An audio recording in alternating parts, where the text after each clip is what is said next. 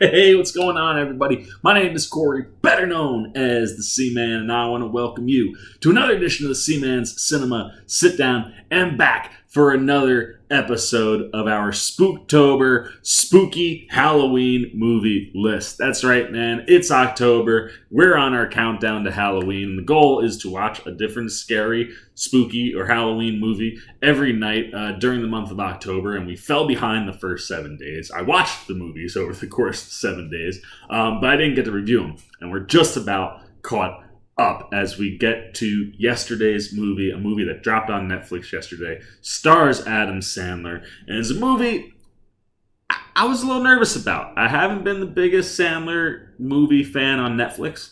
The Netflix movies have kind of fallen short for me, even though outside of Netflix, I love what we've seen from Sandler. Uncut Gems was brilliant, and something about this movie just kind of made me go, maybe this is something that could work. That can give you some of that classic Sandler that I'm missing almost every time he's put up a movie on Netflix. And then when there were no reviews, the review embargo didn't lift prior to, they didn't give out any screeners to any reviewers, made me a little nervous that maybe that might be because they knew the movie wasn't great. But let me tell you, we do get some classic Sandman. Why don't you pull up a chair, man, take a seat. We're getting ready to dive in spoiler-free. That's right, unlike most of the other movies that are old, this movie literally just came out yesterday. So we're going spoiler-free into Hubie Halloween. And yes, I am glad to report that this is some classic Sandman stuff. Now, it's not a perfect movie, you know. Does every joke land? No. Does the brand of humor that Sandler brings, which is that kind of classic, stupid, fart jokey kind of humor, is that gonna work for everybody? No. But I think if you're a classic Adam Sandler fan, you love things like Billy Madison, Happy Gilmore, Lil Nicky, Big Daddy, you love any of those, classic Sandler films, I think you're gonna dig Hubie Halloween. And the difference between this movie and some of the other things that he's done on Netflix is the return to playing that relatable person who's not the best at everything. I think the thing that made Sandler so great early in his career is he always played the down and out guy. He stood up for the little man, the guy who got picked on or wasn't the smartest or got left behind, or just, got dealt a bad hand. And, he played those characters and he gave you comedy with those characters out of movies that had massive amounts of heart. And that's what Hubie Halloween delivers.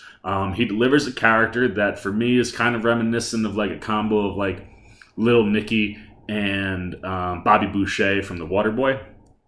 He's a little bit slow, and he's kind of a giant kid to a degree. Like, he doesn't act like a kid, like he's responsible. And his big thing is every Halloween, he kind of like volunteers to nobody in particular, like nobody's asking him to volunteer, to kind of watch out for the whole town. And he's the guy that is picked on continuously. I mean, his entire childhood, his entire adulthood, he is that down and out character, and you're able to relate to him quite well because of that. And the delivery from Sandler is one where if the movie didn't have the heart and the message, the other thing too that like the old Sandman movies were, there was always a really solid message by the time you got to the end of it. Whether it was like, if you try hard enough, you can do anything. Don't let people tell you can't do something. This movie also kind of carries that sort of a message, like, be a good person. And that's kind of at the heart of this. Hubie is a character that always is trying to be the good guy, like wants to do for others more than himself. He'll get picked down and still stand up for those people. And that's something about the character that kind of brings you into the movie. But the other thing, besides just having a character that works really well and getting a really solid performance from Sandler, this is, I think, like I said, classic Sandler, and really, really good delivery. He pulls on the nostalgia heartstrings with this movie. I tweeted while I was watching it, probably 30 seconds in, brilliant opening. He doesn't even waste 30 seconds to drop a surprise on us that, like, never in a million years do I see coming. And I sit there and go, that's genius. I'm already in. I'm laughing. I'm smiling. I'm happy because of what I got at the start of the movie. And it's the nostalgia heartstrings. It's the Adam Sandler classic Easter eggs. And there's a bunch of them throughout the whole movie. And just for an example, it's not a spoiler because you can find Julie Bowen's character name on IMDb. But Julie Bowen is back. I think it's the first time since Happy Gilmore that she's worked with Sandler. And her character is, she was like the perfect girl in high school. She was most popular, prettiest, most likely to succeed, like that type of stuff. He calls it the triple threat a couple times. But it's the girl that he had a crush on, but, he was not the cool guy and he had no confidence to ask her out. And Julie Bowen's character is that really wonderful person. Every time she sees Hubie, she treats him really, really well. And her character's name is Violet Valentine. Now, that's not a specific Easter egg, but if you look at the name Violet Valentine, it's a VV. Happy Gilmore, she played Virginia Venet, VV. So stuff like that is throughout the entire movie. Like, you were going to get Billy Madison and Happy Gilmore references and nostalgia pulls that, literally hit you right dead center if you're a Sandler fan. You go, oh man, that's awesome. I can't believe they just tied that and that's incorporated in. That's so cool. And that stuff, at least for me and a lot of people of my generation, if you can hit on the things from my childhood and bring them back to a movie, you can have my money, so to speak. And that stuff immediately, as a fan, pulled me in a way where I was like, I am so on board for this movie. And having that start be really awesome right out the gate put me in this position where I was like, I can kick back, I think, and enjoy this movie. And I was able to. I laughed a lot. It's a lot of fun. And the other thing that I think this movie that feels kind of different than some of the other ones that have come out on Netflix is a lot of those movies kind of just felt like Sandler was just doing a movie to hang out with his friends. And this doesn't feel that way. This feels like a thought out, well flushed out movie. For a Sandler flick, and the usage of his friends in the movie doesn't feel like they're just there, to come hang out because, Sandler asked them. Like, they really felt like everybody delivered. Kevin James plays a guy who picked on, Hubie, and is like one of the lead sergeants in town, Sergeant Steve Downey. And what's great about James's character is, one, he looks ridiculous. Two, the delivery is spot on. But three, he's not a dick the whole movie. He is a dick and can be a dick. But when certain things matter, things are going on, when it's time to kind of nut up or shut up, he's not. And he's kind of more willing. And all of that, of course, plays into the end of the movie, and the message. And it's very, very blatant and kind of thrown right at you. But it's done in such a funny way that the conclusion of the movie I thought was great. Kevin James does an excellent job. Julie Bowen is wonderful. She is that sweetheart girl next door, and she crushes when she does that stuff. And I love her chemistry with Sandler. It immediately brought me back to Happy Gilmore. It was like, I love watching these two on screen together. And you could tell, it doesn't show in the performance, but you could tell they definitely were having a good time being back on screen, and that chemistry and electricity between them is still there, and it works through the whole movie. So I love what they do with Julie Bowen. Then you get people like Ray Liotta pops in, playing a character called Mr. Landolpha. Funny stuff. Most of the time he pops on. One or two of those jokes might fall flat, but a lot of the things they do with Ray Liotta are quite funny. Then, of course, another classic Sandman friend, Steve Buscemi, is in this. He plays his weird neighbor, Walter Lambert. The storyline for Buscemi is perfect for that character. He just delivers exactly how you would hope that he would deliver with that type of a role. And then the things that are tied into that you don't necessarily see coming are fantastic. And it involves another character that I won't reveal. It's a character that exists throughout the whole movie, but the identity is kind of hidden. And the whole time you're like, I wonder who this is. This is definitely somebody that's in that Sandler group. Which one is it? And you get some hints and things where you're like, maybe it's this guy or this guy. So I won't tell you, but that plays into Buscemi's storyline, and it's absolutely genius and really funny stuff.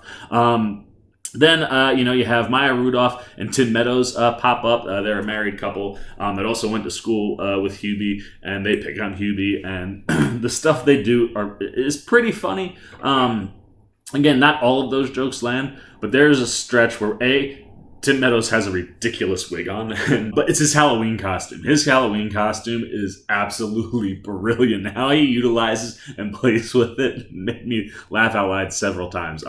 But together, Rudolph and Meadows definitely are going to give you a couple laughs, and I like where they kind of pop in. Michael Chiklis makes an appearance as the father of the town, Father Dave, and he is also very funny. He has one scene in particular that the perspective that he would be seeing things from would be very different than everybody else's. And it's just like, you see him 1 minute, and then you come back later, and you see him, and it's totally different how he should look. And the execution of that stuff was just really, really good. And then we also have Kenan Thompson is in there. He plays kind of like the police officer that takes all the calls and works inside the police department. Very funny. I'm a big fan of Kenan Thompson, and he's just good at delivering these like little one-liners that kind of slip in under things that kind of make you chuckle to yourself. And it's always nice to see him. And then last but not least, we have June Squibb, who plays Hubie's mom. And for me, she is the MVP of the movie. One, June Squibb, anytime she pops up in a movie, I mean, her comedic timing is just perfect. And the personality and charisma that she brings and charm that she brings to her characters just always puts a smile on your face. And like I said, that comedic timing mixed with all that just always makes me laugh. And the times I am laughing the hardest in this movie, it's because of June Squibb. Not to give too much away, but one of the things that Mom likes to do is go to the thrift store and buy t-shirts that cost like 25 cents or 50 cents. And a lot of the times they have sexual innuendos on that she doesn't understand.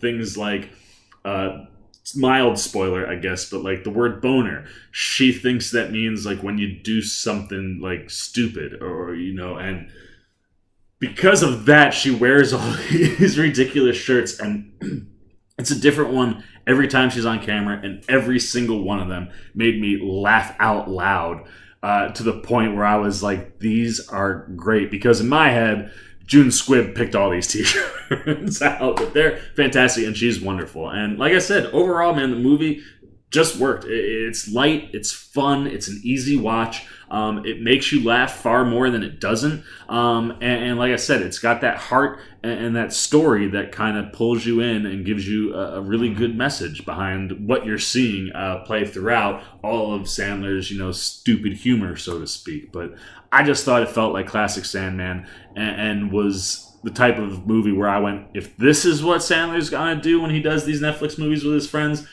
I'm going to start getting really excited, because this felt probably to me the closest to classic Sandler since That's My Boy. And this movie, like I said, is not as ridiculous of a character as that. It's more of that subdued, like Bobby Boucher meets Little Nicky. But it just worked for me. I just really enjoyed it, and I thought Sandler and everybody that was in it was funny more often than not. So, and like I said, the nostalgia things and the Easter eggs that are in the movie are freaking brilliant, especially if you're a big Sandler fan. So there you go, man. Those are all my thoughts on Hubie's Halloween. I thought it was a fun Halloween Netflix movie, and Sandler and Co. I thought did a good job this time around. The question is, what are you thinking? Have you checked out Hubie Halloween? What are your thoughts? Did it work for you? Does it fall in that lower tier of Sandler movies, or does it feel kind of more like what we were used to getting from Sandler back in like 90s and early thousands? What was funny, what wasn't, what was your standout, or what just wasn't working? Anything you're thinking about Hubie Halloween, down below in the comments section. As always, if you enjoyed this video, please give me a thumbs up. And if you're new, you want to come hang out with the C-Man all Spooktober long, and you haven't yet, you want to show a little love, jump over there, man. Hit that subscribe button. Come join the rest of the C-Maniacs. If you want those alerts, hit that little bell that follows. And until next time, for the C-Man's Cinema Sit-Down, I've been the C-Man. I'm signing off. Peace. Well, oh, B, you guys are still here? You must be looking for some more content. Well, don't worry. C-Man's got you covered, man. You got videos like this guy and this guy. And if you haven't yet, and you want to come check out all the C-Man goodies, join the Cinema Sit-Down squad, man. Hit that subscribe button. And don't forget to hit the little bell down below that, too, so you can get alerts every time I make new videos.